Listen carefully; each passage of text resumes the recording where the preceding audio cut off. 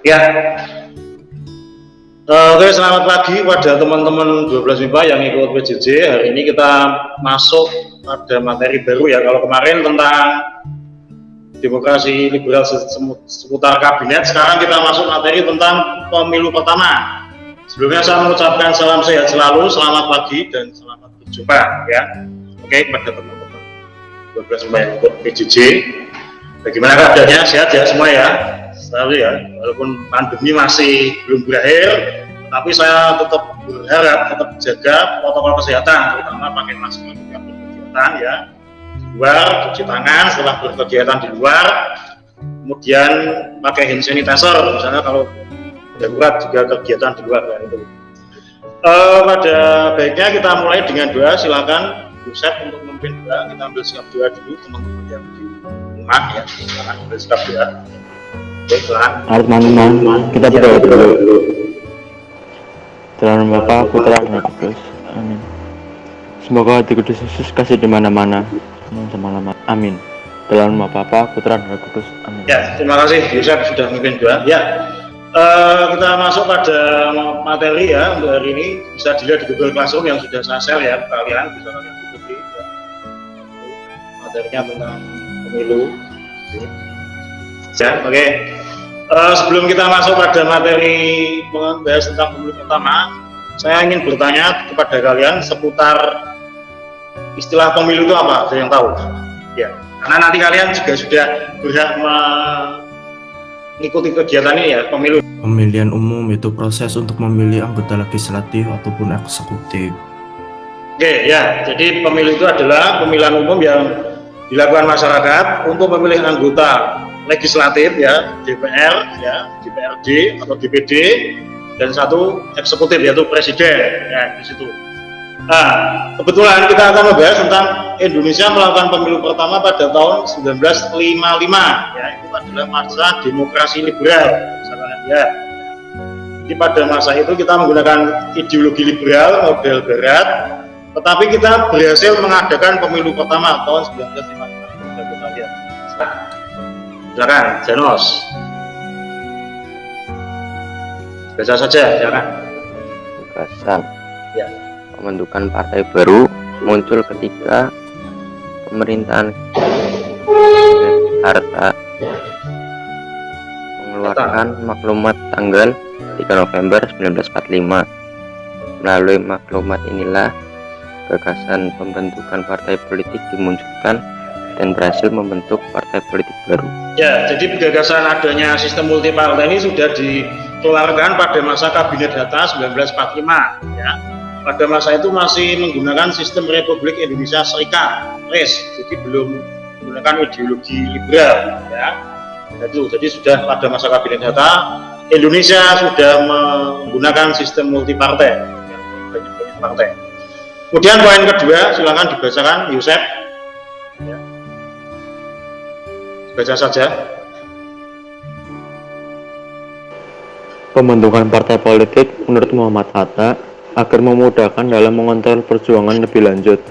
Ia menyebutkan bahwa pembentukan partai politik ini bertujuan untuk mempermudah meminta tanggung jawab kepada pemimpin-pemimpin barisan perjuangan. Ya, ini ide dari Muhammad Hatta karena Muhammad Hatta itu berpikiran liberal ya, jadi dia menginginkan agar Indonesia menggunakan sistem partai di mana agar mempermudah tanggung jawab ya, khususnya para pemimpin partai ketika khususnya nanti ketika pemilu ini ya, ketika mengajukan tokoh-tokoh untuk maju dalam pemerintahan ya di situ. Poin yang ketiga, Salcio bacakan. Ayo, tinggal baca saja.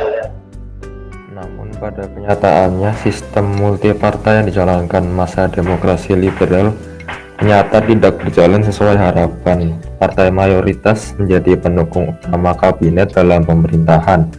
Jika kabinet mengalami kegagalan, partai-partai baik dari oposisi maupun koalisi dapat memberikan mosi tak percaya untuk membubarkan kabinet. Hal ini yang menjadi penyebab seringnya terjadi pergantian kabinet masa demokrasi liberal. Ya, ini salah satu nanti yang kita pada masa demokrasi liberal di situ sistem multipartai itu memang dapat dikatakan tidak sejalan seperti yang digambarkan oleh Hatta. Dengan model prakteknya banyak sekali pergantian kabinet-kabinet pada masa demokrasi. Nah, ini penjelasan saya dari poin 1 ya. Sebelum saya masuk kepada slide yang selanjutnya, mungkin dari kalian ada yang ditanyakan, silakan mengajukan pertanyaan ya, silakan. Bapak, yang tadi katanya mau bertanya tadi, silakan. Untuk slide kedua ini, setelah maklumat pada masa pemerintahan data ya 3 November 1945 itu ya, di situ mulai muncul partai-partai, bisa kalian lihat ya, di Masyumi, PNI, ya, ada PSI ya, kemudian ada Partai Komunis Indonesia, Partai Buruh, kemudian ada Partai Rakyat Jelata, Partai Kristen, Partai Rakyat Sosialis, kemudian ada Margen, dan Partai Katolik ya. Ternyata Katolik itu juga punya partai dengan pemimpinnya namanya I.J. Kasimo, cukup terkenal ini ya. Ini salah satu nanti peserta dalam kontestan pemilu pertama 1955. Nanti pemenangnya itu 4 besar ya, bisa dilihat ya nanti. PNI ya, kemudian PKI itu juga diperhitungkan ya, memiliki masa yang cukup banyak. Tapi namun sekarang menjadi partai terlarang. Kemudian nanti ada NU, Masyumi juga itu termasuk partai 4 besar. Oke, bisa dilihat ya. Oke, mungkin ada yang bertanya, silakan sebelum saya masuk pada slide selanjutnya. Silakan, yang mau mengajukan pertanyaan, teman-teman. Silakan. Belum masuk. Baca saja tadi.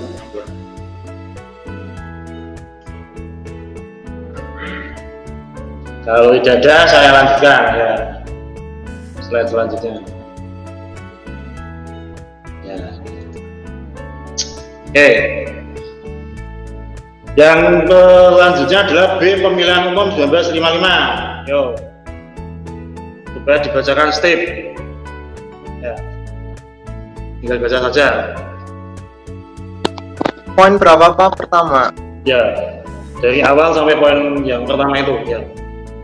Pelaksanaan pemilu 1955 untuk tujuan memilih dalam parlemen dan dewan partai.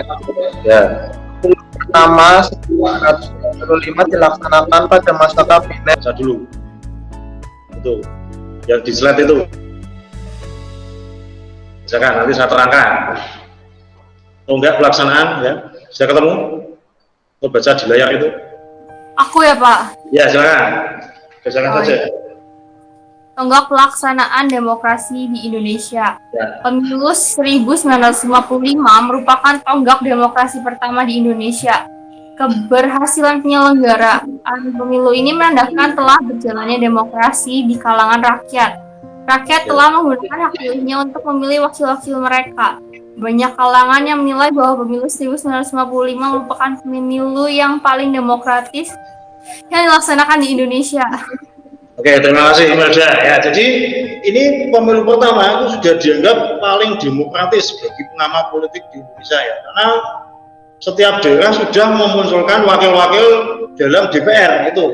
Ya, jadi ini dikatakan 1955 walaupun banyak sekali gangguan-gangguan ya, pemberontakan, tapi tetap berjalan ini pemilu ini ya, sampai ke pelosok-pelosok seluruh wilayah Kalimantan, Sumatera ya, Bali ya, semua provinsi turut dalam menggelar peristiwa pemilu pertama ini. Jadi dapat dikatakan rakyat itu memang punya aspirasi untuk mengeluarkan pendapatnya untuk memilih seorang DPR itu dalam pelaksanaan demokrasi liberal itu. Maka dapat dikatakan pemilu pertama cukup berhasil juga, walaupun belum memilih pemimpin negara ya, presiden ya, di sini ya, masih ada legislatif dan konstitusi di situ ya. Oke. Sekarang kita masuk pada slide yang selanjutnya. Ya, ini hasil pemilu. Silakan saya minta tolong dibacakan Surya. Halo, Surya, halo. Iya Pak. Ya, bacakan. Bacakan, yuk. On cam nggak Pak? Ya, silakan. Dibacakan yang di. Ya. Hasil pemilihan anggota DPR 29 September 1955. Ya. Pemilihan umum untuk anggota DPR dilaksanakan 29 September 1955. Hasilnya diumumkan pada 1 Maret 1956, urutan perolehan suara terbanyak adalah PNI, Masyumi, Nahdlatul Ulama, dan PKI. Pemilu 1955 menghasilkan susunan anggota DPR sejumlah 250 orang dan dilantik pada tanggal 24 Maret 1956 oleh Presiden Soekarno. Ya, terima kasih Surya ya. Jadi hasil pemilu 1955 pertama yaitu di situ sudah ketahuan 4 besar yang masuk ya. Pertama itu PNI ya, 57 kursi dalam suara untuk memilih anggota DPR. Kemudian Masyumi ini adalah partai Islam ya, 57 kursi imbang dengan PNI. Kemudian ada Nahdlatul Ulama, ini masih bertahan sampai sekarang, masih ada partainya ya, NU 45 kursi ya. Ini yang paling menarik PKI ini, ternyata juga punya di legislatif ya, ada 39 kursi. Namun sekarang sayang sudah jadi partai terlarang gitu. Nah itu bisa dilihat gambar-gambar ya para anggota-anggota DPR dari berbagai pelosok daerah yang terpilih ya, mewakili dari partai-partai ya, PNI, Masyumi ya, PKI ya, dia ada Ulama di situ. Jadi sudah dapat dikatakan cukup demokratis ya pemilihan pertama 1955 ini. Yang pertama 21 September memilih anggota DPR ya, di situ. Ini DPR ini akan mengawasi jalannya pemerintahan. Untuk slide selanjutnya yang pemilihan konstituante, nah ini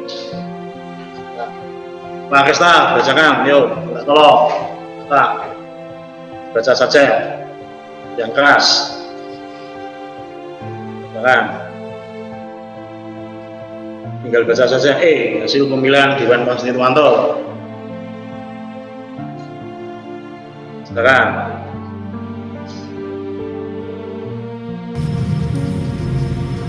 Hasil pemilihan Dewan Konstituante berdasarkan hasil pemilihan tanggal 15 Desember 1955 dan diumumkan pada 16 Juli 1956, perolehan suara partai yang mengikuti pemilihan anggota Dewan Konstituante urutannya tidak jauh beda dengan pemilihan anggota legislatif. Empat besar adalah PNI, Masyumi, NU, dan PKI. Jadi ternyata ya, terima kasih Pak Krista ya. Setelah dalam pemilihan kedua ya, pemilihan anggota Dewan Konstituante ternyata masih bertahan juga ini 4 besar ini ya. PNI masih mendominasi, disusul yang kedua Masyumi, Nahdlatul Ulama bisa dilihat ya hasilnya itu ya, dan juga PKI ya. Ini Dewan Konstituante itu nanti kalau sekarang itu namanya MPR ya. Jadi kita itu memang dapat dikatakan walaupun baru pertama tapi sudah dalam pelaksanaan demokrasinya cukup berhasil ya. Lihat bagaimana perolehan suara yang baru bisa dilihat masyarakat Indonesia dilihat lebih condong ke PNI ya perolehan kursinya, dan yang kedua ada Masyumi yang dibagi Islam besar juga masyarakat Indonesia agama Islam. Kemudian ada NU ya, yang ketiga, dan terakhir yang keempat itu ada PKI. Cukup banyak juga masanya di situ. Maka dapat dikatakan pemilihan pelaksanaan pemilu pertama 1955 sudah berhasil. Oke. Ya itu untuk tugas nanti bisa kalian lihat di Google Classroom ya, yang sudah saya share itu ya. Ada LKPD atau lembaga kerja peserta didik nanti bisa kalian kerjakan ya. Nanti untuk kerjanya bisa dikumpulkan juga di Google Classroom. Jadi begitu ya teman-teman yang PJJ ya, nanti bisa kalian kumpulkan. Saya mengucapkan terima kasih ya bahwa ini sudah bergabung dan antusias juga kalian dalam mengikuti pelajaran sejarah mengenai penjelasan seputar pemilu pertama 1955 di Indonesia. Terima kasih dan sampai jumpa. Salam sehat selalu kepada kalian. Terima kasih ya bisa menonton dan mulai mengerjakan tugas yang sudah saya share di Google Classroom. Ya, terima kasih. Terima kasih Pak. Ya sama-sama. Nah. Ya. Terima kasih Pak.